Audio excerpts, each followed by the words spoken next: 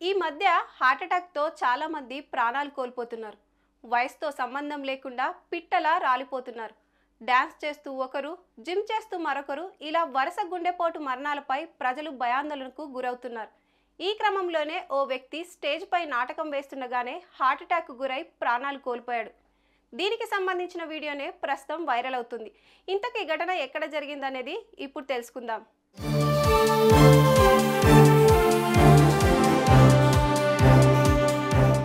ఢిల్లీలోని విశ్వకర్మ నగర్లో సతీష్ కౌశిక్ అనే 45 ఏళ్ల వ్యక్తి నివాసం ఉంటున్నాడు.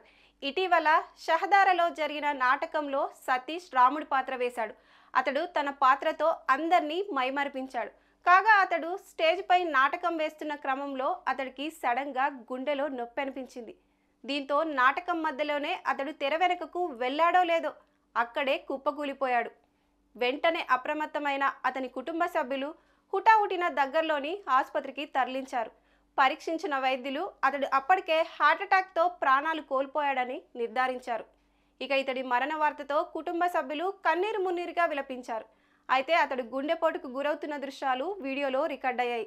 ఇదే వీడియోను సామాజిక మాధ్యమాల్లో పోస్ట్ చేయడంతో వైరల్ అవుతుంది. దీన్ని చూసిన నెటిజన్స్ వామ్మో గుండెపోట అంటూ భయాందోళనకు గురవుతున్నారు.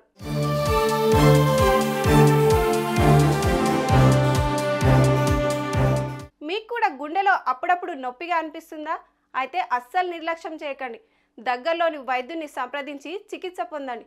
అబ్బే నాకేమవుతుందిలే అని ఫోజులు కొట్టారో ఇదిగో ఇలాంటి పరిస్థితే రావచ్చు. తస్మాత్ జాగ్రత్త.